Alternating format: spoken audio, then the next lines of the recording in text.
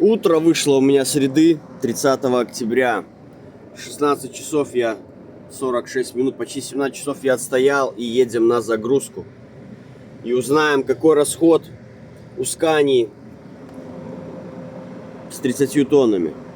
Всем привет, друзья! Вот такое вот у меня утро.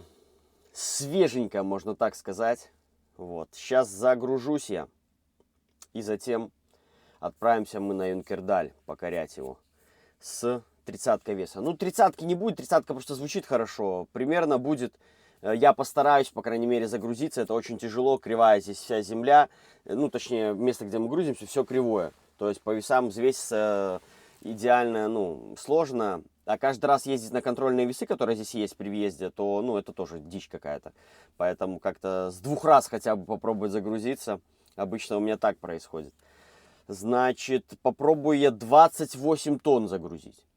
И вот и будет у нас известен расход от Бода до Сунцвалла с 28 тоннами. Подъемы, гора, подъем, все как положено. В целом, ну, очень честный будет расход. Напомню, Scania у нас супер, рядник, 500 лошадиных сил. Это наша новая машина.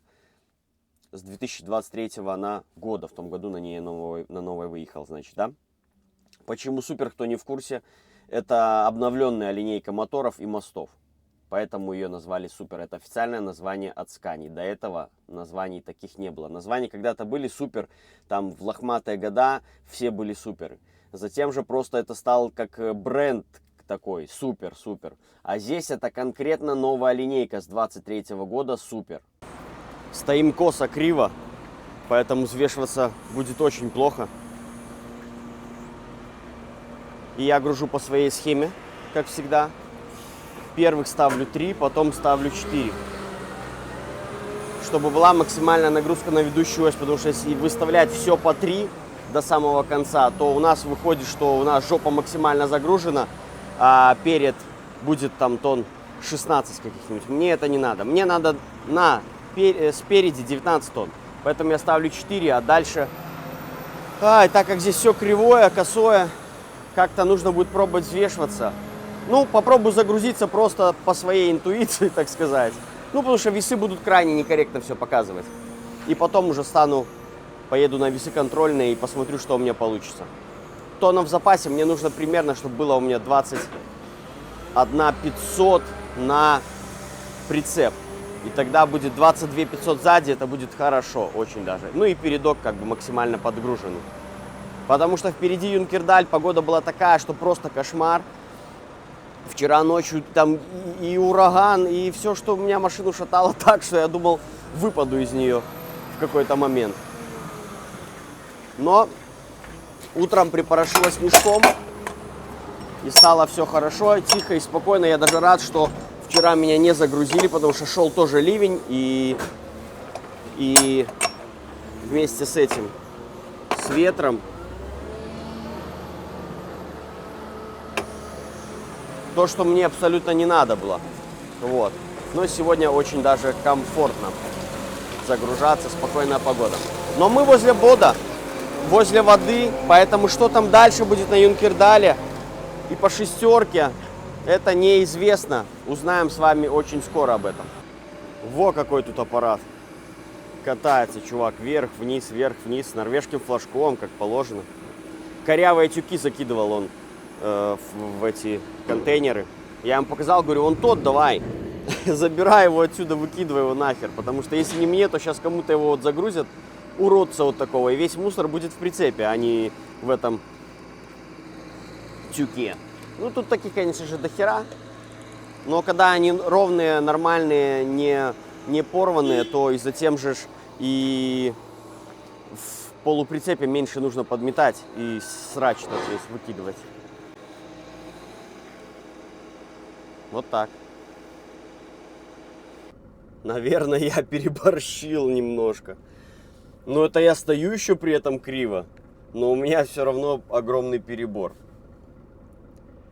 Значит.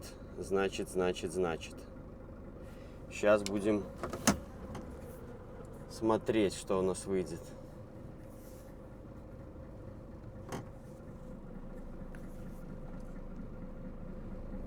Короче, я думаю, мне нужно будет сейчас не один тюк, а 2 тюка выгружать. 54 тонны, да, это уже что-то я психанул капитально.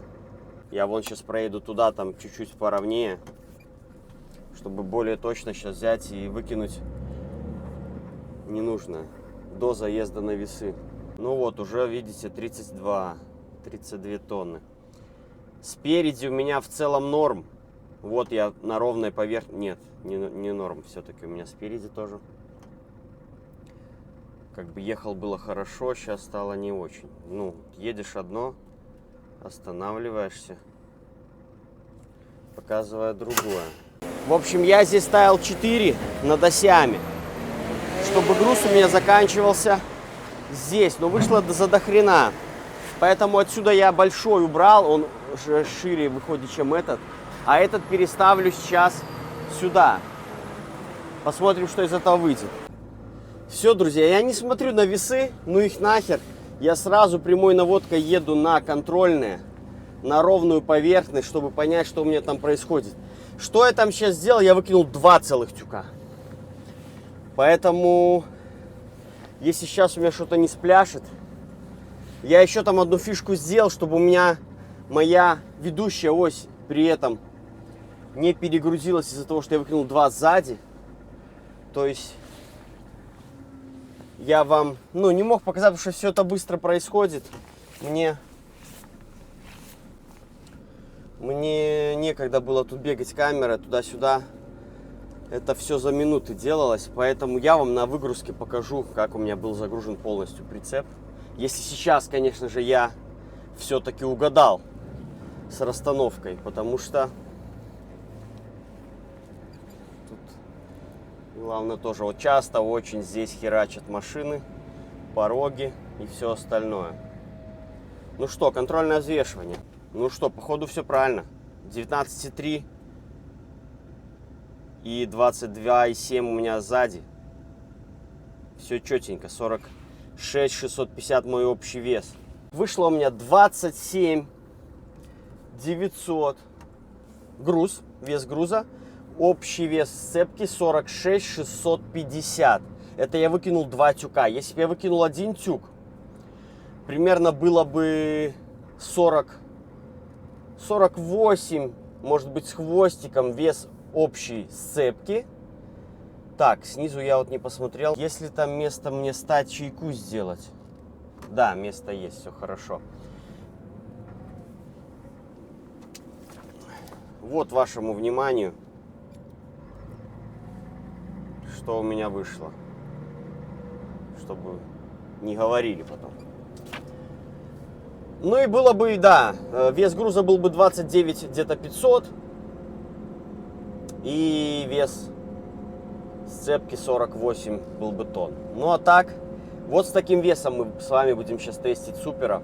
И я больше не хотел, я мог бы себе это сделать, но я не хотел только из-за того, чтобы у меня максимально была пустая жопа, кто-то мне звонит. В общем, вы поняли, да, что я хотел. То есть я сделал себе 19200 на передке, и сзади у меня 22 тонны. Все, красота, это идеальная загрузка. 22,6 можно было бы еще сделать идеальный, все равно это шикарная загрузка. И получается, на весы заехал я 1 раз, правда, я 1 раз перезвесился, выбрал более-менее ровную поверхность, перезвесился, понял, в чем фишка, и поехал, выкинул нахер эти 2 тюка, и 1 тюк я с предпоследнего ряда переставил на самый последний ряд. Вот, у меня вышла, получается, схема 3, 4, 3, 3, 3, 2, 3. Вот так вот вышло. То есть, я говорю, здесь каждый раз все по-разному. Абсолютно я каждый раз гружусь по-разному. Но стандартно я здесь загружаюсь в этом месте. Это первых 2 ряда, это 3, затем 4. Это у меня всегда железобетона. А дальше я уже пытаюсь смотреть по весам. Когда места больше, когда площадка более расчищена, меньше мусора, тогда более удобнее там смотреть. Ну что, я перекушу и погнали Юнкердаль покорять. И вот, друзья, про что я хотел сказать, что вот я выехал только что с мусорки. Вот он мой мост. Чтобы все по-честному было. Я обнулил километраж. Здесь небольшое обслуживание идет между тоннелями. там меняют ограждение или что они делают. Ну и здесь один стоит такой человечек, который останавливает машины. Ну и с машинкой сопровождения, то есть в одну и в другую сторону все проезжают. Участок дороги до Юнкердаля, который немножко узкий. Ну здесь вот пока что так, 1 градус у нас температура, порошит снежок. В целом ехать комфортно. Ну и сейчас посмотрим мы сразу же, как повернем в сторону границы и проедем туннель первый длинный. Что же будет там у нас перед подъемом и на самом подъеме? Там, я думаю, ситуация будет уже совсем другая. В душ сходил, паузу сделал. Поедем дальше. Мне там никто не звонил. Нет, кому я нахер надо. Так, куда мне тут вырулить-то получше?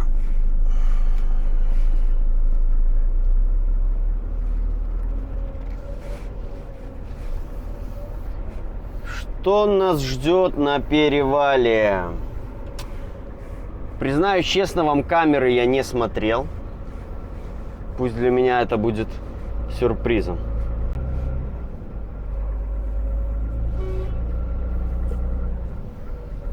Фрейяс. Литовская компания, я так понимаю, коллега меня смотрит. Здоровался. Я еще сейчас заеду на весы, контрольно хочу взвесить под нагрузкой прицеп. Потому что у нас такие приколы были, что один из прицепов, или два даже из прицепов, я не помню точно какие, что чем больше ты в него нагружаешь, тем больше он врал по весу. Да, вот такая вот мистическая история у нас есть. Так, открываю свои весы. Я сейчас вешу еще раз контрольно-ведущую ось. Так, для успокоения.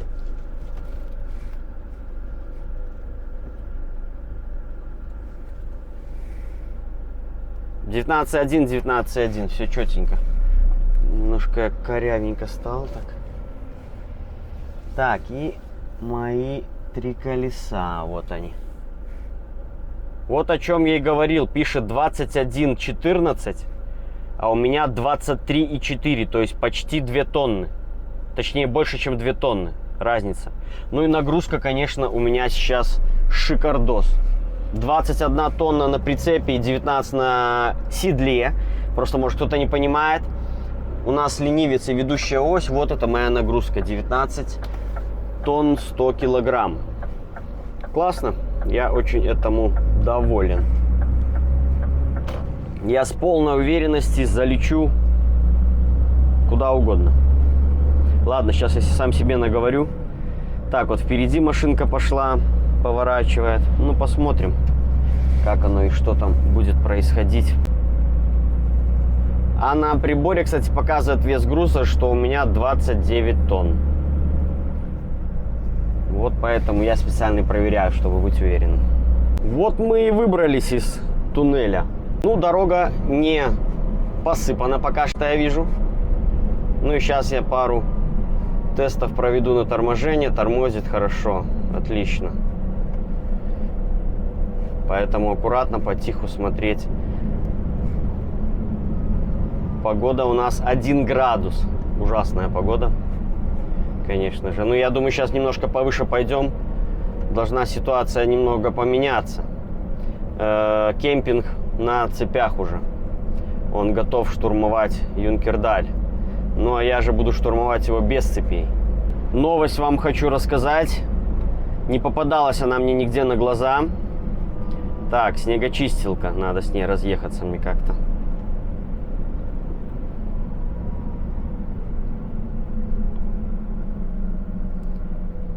Вольво. Новость. На участке дороги из Майраны в Масьон следовал поезд из Тронхейма в Бодо. И этот поезд сошел с рельс. Сошел он с рельс по причине камнепада, как пишут источники норвежские. Машинист поезда найден мертвым. Сейчас я обращу внимание, стоит впереди контейнера мусоровоз, контейнеровоз, как их правильно вообще называть, эти железяки. И чувак надевает цепи.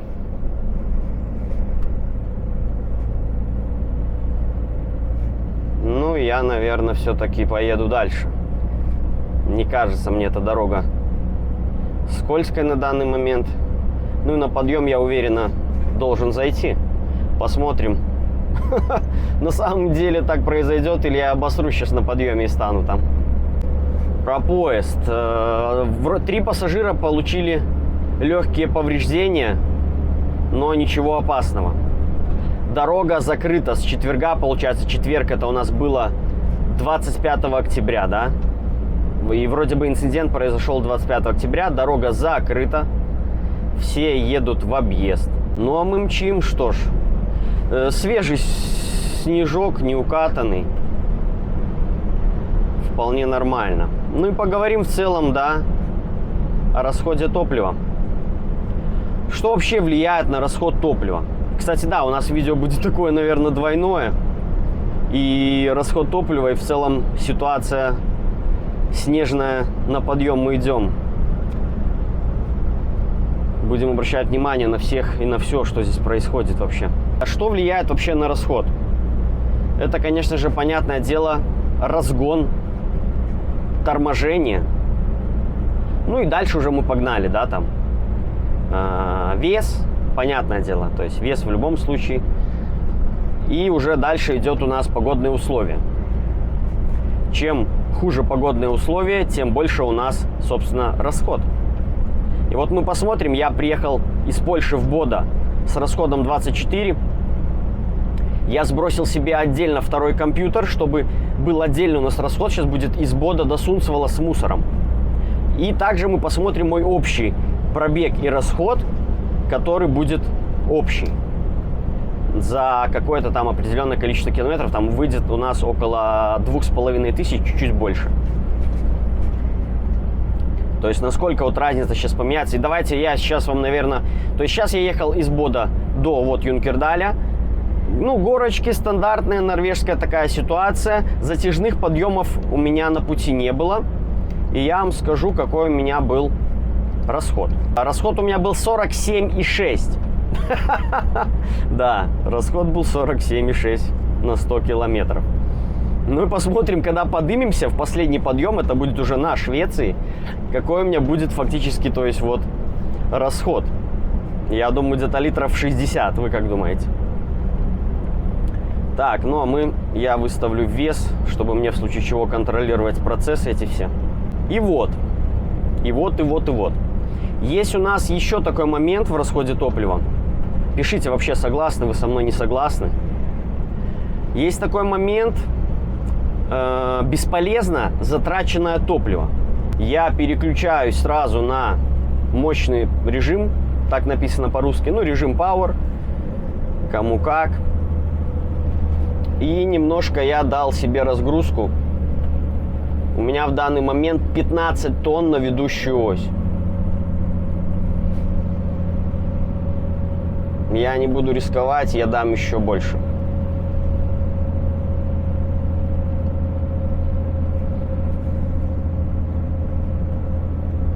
В данный момент у меня 16,5 тонн на ведущую ось.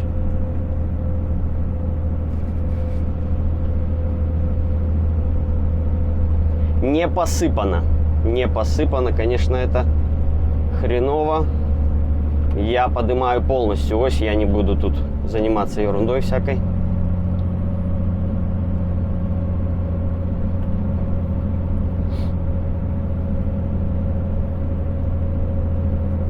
Все. Ленивец полностью у меня поднят. Сейчас я вам скажу полную нагрузку на ведущую ось, когда компьютер перестроится.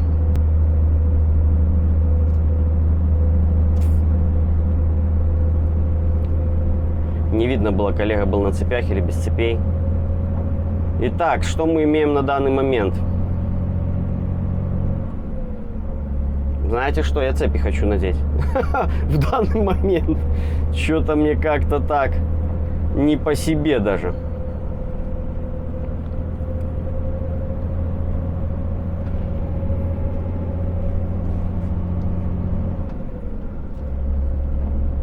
Сейчас просто следующий подъем, основной подъем перед границей, он будет очень такой у нас острый. Ну ладно, уже поздно пить боржоми. Будем залетать. Значит, я сейчас имею 20 тонн на ведущую ось. Поднят полностью у меня ленивец. И 3 тонны у меня на рулевую ось.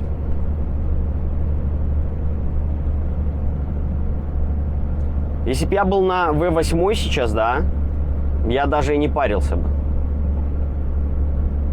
Я знал бы четко, что мне хватило бы мощности спокойно туда залететь. Вот на Супере я же зимой не ездил на нем, тем более.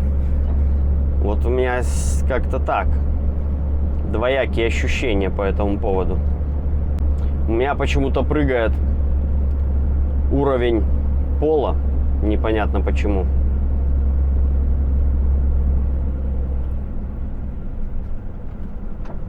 Ну что, площадка последняя. Ну, идет нормально, я думаю, да?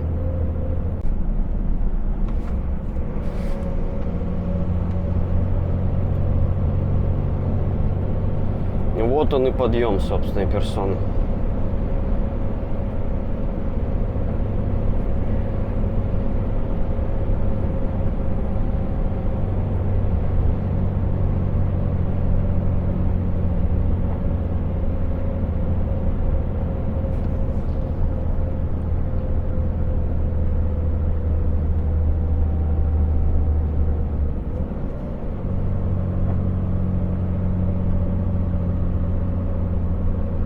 Идем, молча идем. Ну и расскажу вам по поводу вот этого вот расхода топлива бесполезного. 52 километра в час, 50, 49, 48. Идем, 47. Идем. Вот мне уровень пола очень не нравится. Почему он прыгает? На V8 такого не было. 45 километров в час. Встречка идет. Пусть прижимается нахер.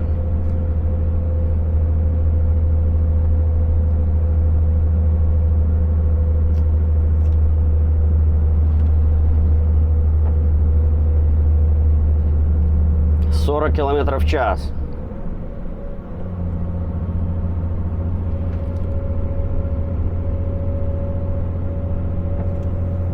Выхожу на межколейку вот эту вот. Тут снежок, чтобы не идти уже по которой по накатанной.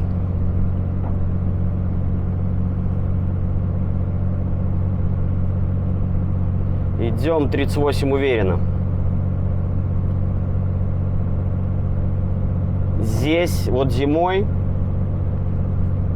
я все-таки, да, про этот вот бесполезно расходуемый момент топлива.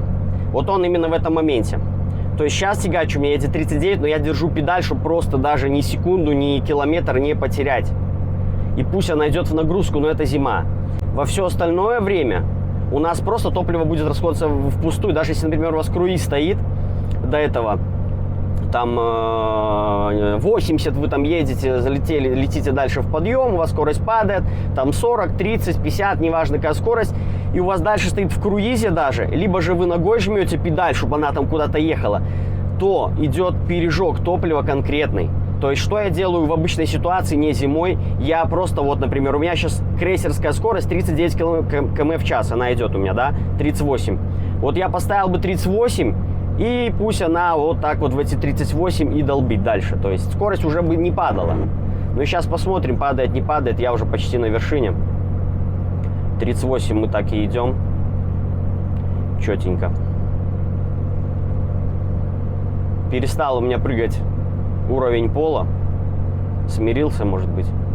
Но у меня показывает индикатор, что сбит он.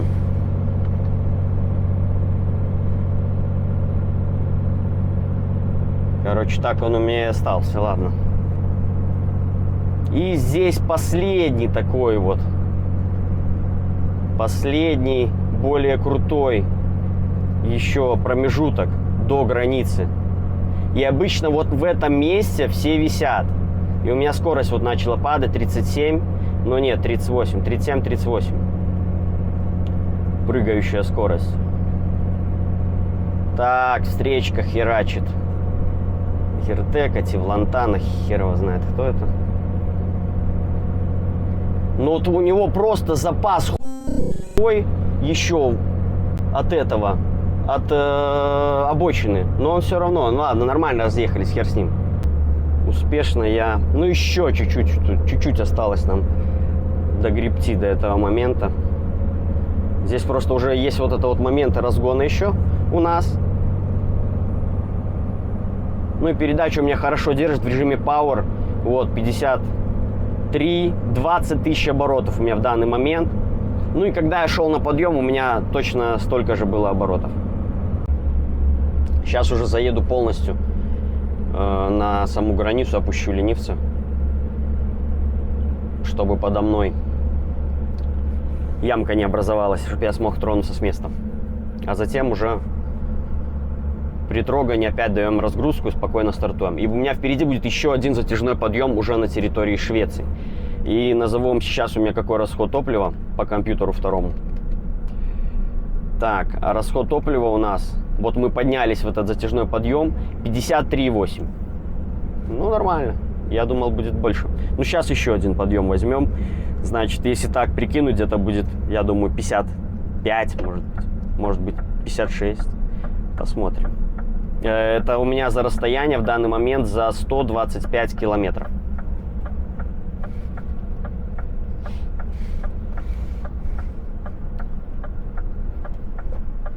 Скользко, да, скользко.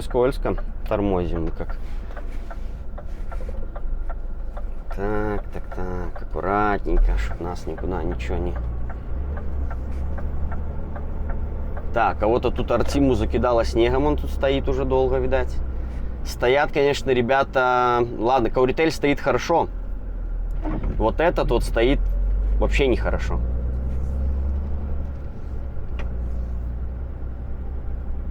Просто он ужасно стоит. И он просто сидит, жрет. Ну, я уверен, что там не норвег. Ну, я стал, отъехал как мог. Я стою возле края, Кауритель стоит возле столбиков, а этот стоит просто, он посреди дороги. Ну и пусть стоит.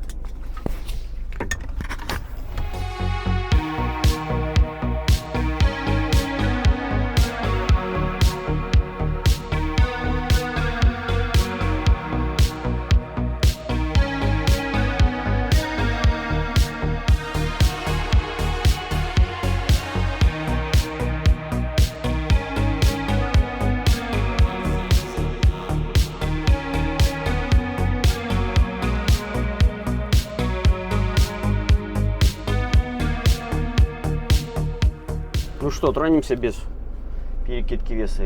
Да, легенько. Но сейчас все равно на повороте надо немного мне добавить. Добавим сколько добавим? Добавим пару тонн, наверное, я должен выехать. Здесь, как всегда, чтобы никого не было.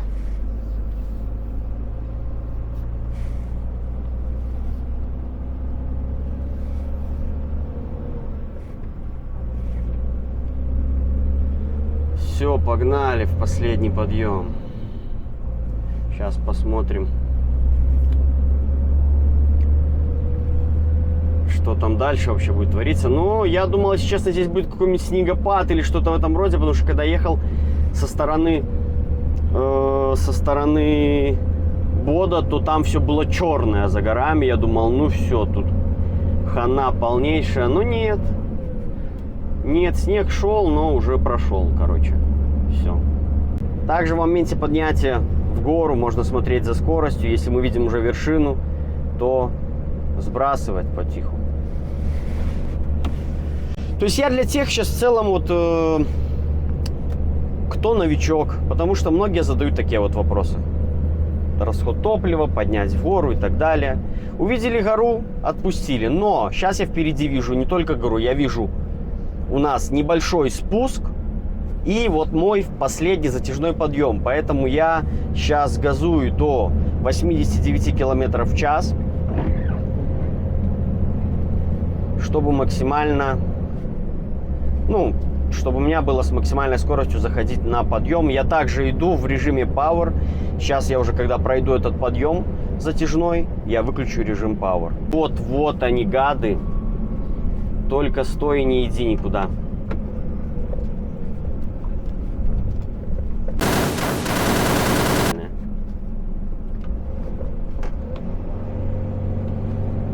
Ну что, добавили нам экшена. Поэтому я полностью поднял ленивца. 53, да. Все мои старания разогнаться были напрасными. Ну вот просто два. Откуда они здесь вообще взялись, это непонятно. И вот перед подъемом, помните, я вам говорил в прошлом видео, что вот они могут быть такими вот преступниками на дороге. Только там мне было по барабану, с весом у меня было все в порядке. Ну и здесь, конечно же, тоже за счет моей классной загрузки, как я загрузился, я просто сам себе радуюсь. То есть я мог еще 2 тонны накинуть. И вот, да, кстати, сейчас на таможне оформлялся. Документы забыл кто-то из Гидлиты. Или забыл, или специально оставил, не знаю. Лежали там документы на столе. Но я заглянул в эту ЦМР-ку выписанную. Было написано на латинице «мусор». 30 тонн 560 килограмм. Я не знаю, зачем так грузятся. Когда я работал в Гидлите, то главная задача была грузить не меньше 27 тонн. Ну, так говорил этот самый, кто там, менеджер-то, да? Но сейчас, конечно же, может что-то поменялось. Кто из Гидлиты, напишите, с каким минимальным весом вам, типа, разрешено выезжать с загрузки с ввода. Ну и вот, то есть я мог тоже загрузить еще 2 тонны, и вы представьте, эти 2 тонны были бы в целом у меня сзади. Да, то есть у меня было бы где-то 19,5 впритык. Это было бы 31 тонну я мог загрузить до 50 тонн. То есть, напоминаю, общий вес в Скандинавии 50 тонн. И я мог загрузить 31 тонну. У меня было бы 19,5 тонн спереди и 24 сзади. Вот. Но зачем мне это надо, когда... То есть у нас тоже шеф говорит, 27 тонн, не меньше 27 тонн. Хорошо, я везу целых 28 тонн. Поэтому и плюс я себе сделал максимальную нагрузку спереди и минимальную нагрузку сзади.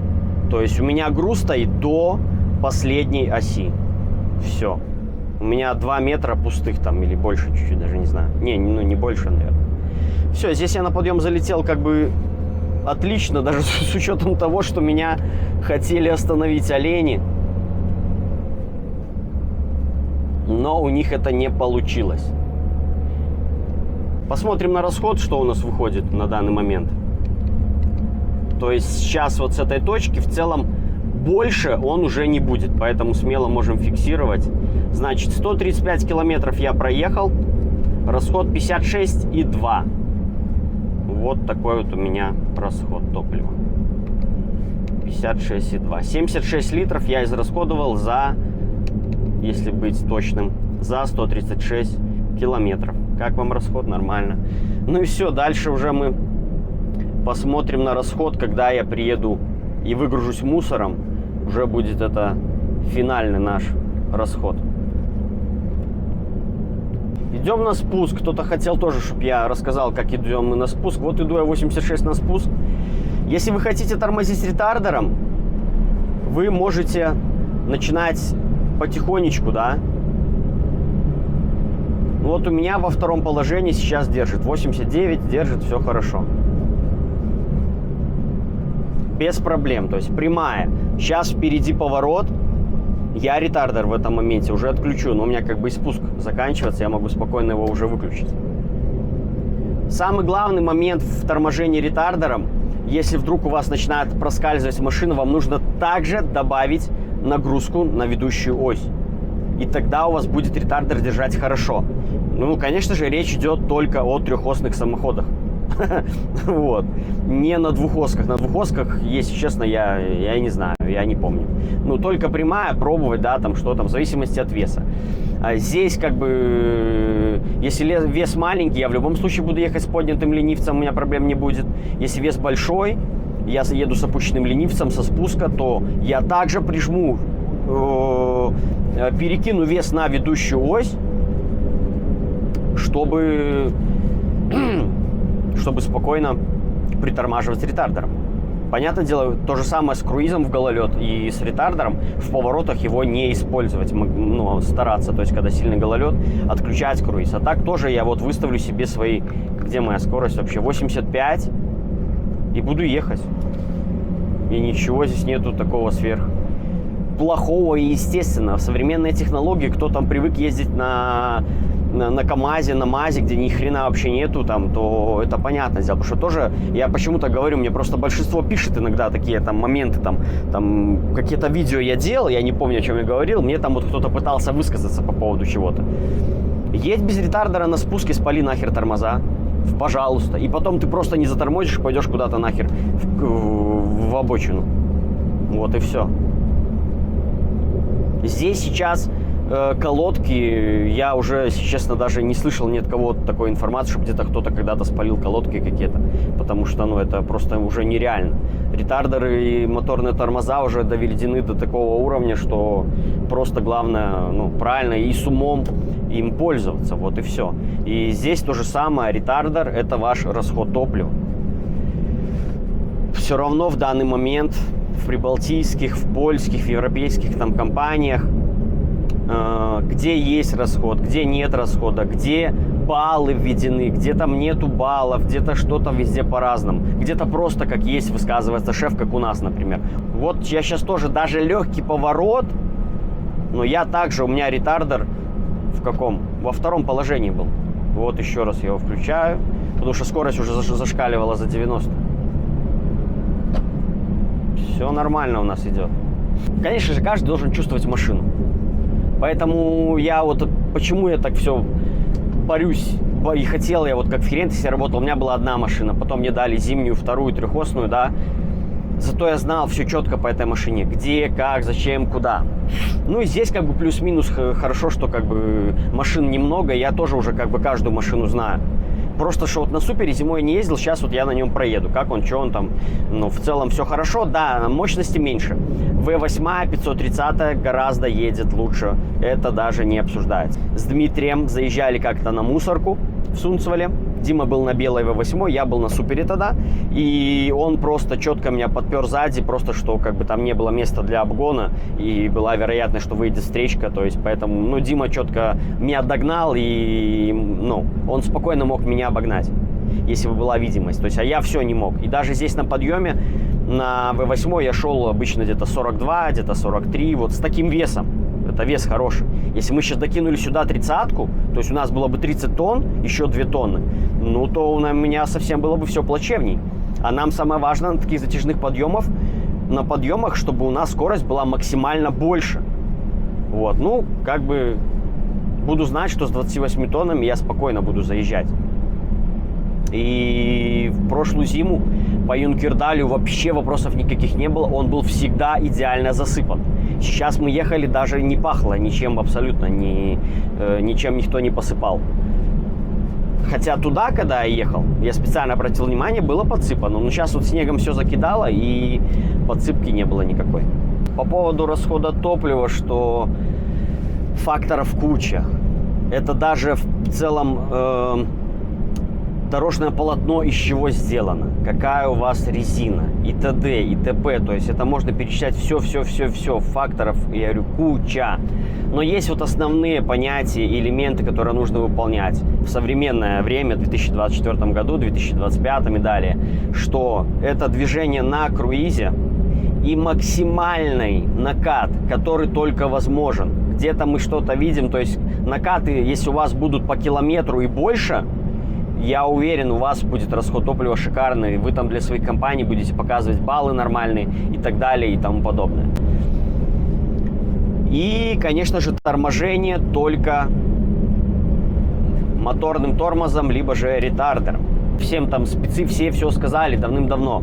И Scania спецы, и Volvo спецы, это все делают сейчас эти эко-вождения, когда там вот новые машины иногда получают, возят там на инструктаж там водителей, там на обучение даже и так далее и тому подобное. Что про это уже давно все сказано. Тормоз эффективнее для экономии топлива — это ваш ретардер либо моторный тормоз.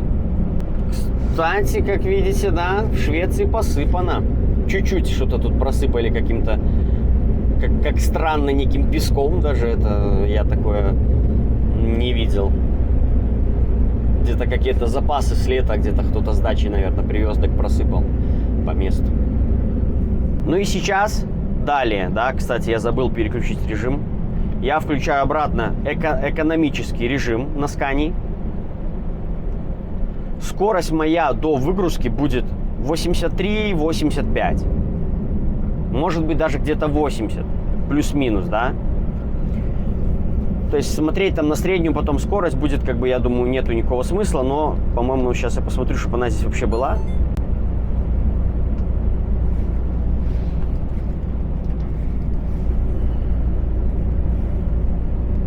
Да, здесь также есть средняя скорость, поэтому я в случае чего вам ее также здесь назову.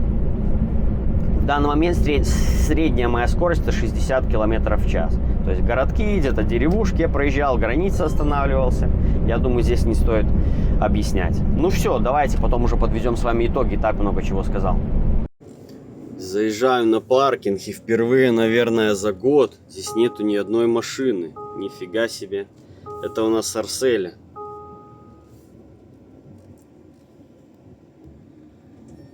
Что ж, 4 часа вечера. Уже темнеет потихонечку. Вот так примерно это все выглядит. Просто у меня камера высвечивает немного картинку. И сделаю паузу и поеду дальше. Так, что тут у меня происходит? Аварийки какие-то.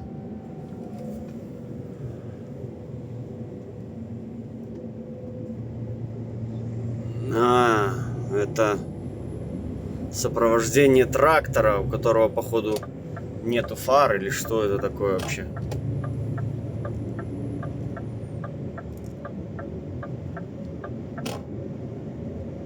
Ну да, я так понял.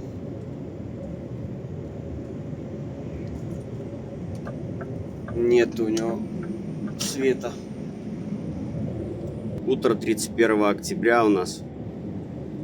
7 утра. Мчусь я на выгрузку. В Сунцвале мы сейчас. Вообще сухо здесь. 2 градуса всего.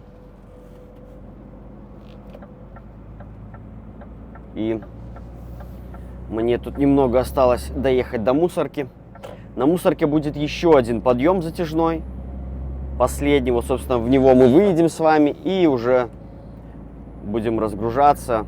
Посмотрим, какой же вышел расход топлива за участок пути и средний расход за 2000, получится у нас, да, 2600 километров, как я и говорил примерно. И также покажу вам вот это вот, почему я заморачивался на загрузке с весом и с конкретно самой в целом загрузкой, как правильно ставить эти тюки. Ну и здесь, конечно же, тоже в зиму. И в прошлую зиму здесь была проблема, стояли, ждали, пока съедет коллега. Завис он перед самыми воротами. Ну и, собственно, кстати, да, здесь я могу наглядно вам показать пример. Я думаю, здесь гололеда никакого нету. Посыпано тем более. Вот сейчас мы выйдем на крейсерскую скорость, о чем я говорил, да, на подъеме. Сколько будет ехать, столько и поставим. Вот сейчас 40, 38, 34. Я думаю, смело можно ставить 35. И 35 с такой же вот скоростью и ползти спокойно вверх. Незачем, чтобы она тут бесполезно куда-то разгонялась. Вот она передачу только решила переключить. Я забыл переключить режим. стандартный хотя бы. В эко-режиме, конечно, на подъем она едет отвратительно. То есть Volvo хотя бы понимает, когда эко-режим, что это гора и передачу не надо переключать. Scania не понимает. Ну и вот ставим мы тогда 31 и едем 31 наверх. Ну и все, вот она 31 идет. И это расход будет меньше, чем вы будете душить там педали в пол, или же на круизе ваши будут стоять там эти 50, 60, там 80 с какой там скоростью ехали. Сегодня даже с сопровождением. Сразу поставят, как положено и где нужно. А вон там вдалеке экспресс загружается, просто жесть, ужас. А бывает рядом ставят вот с такими, когда они грузятся. И летом, это вот у меня просто, я не вот этого не понимаю. Неужели вы не дупляете, что вы делаете, когда вы ставите рядом с такими машинами? Вот этот третий, он уже забрал. Он стоял у меня самого сзади. Здесь получается, здесь было пусто. И вот, понимаете, да, заканчивается ось. Почему я хотел себе оставить пустое место. И тогда у меня получилась шикарная загрузка. Все, опустошился я. И, значит, пробег у нас 2604. Сейчас посмотрим вначале мы с вами, что у нас вышло от Бода до Сунцвалла. Итак, 809 километров, средняя скорость 70 километров в час. И расход, сейчас я выверну и покажу вам. Расход 35,6 литра на 100 километров. С весом 28 тонн. Юнкердаль у нас. Маршрут будет в описании, добавлю. И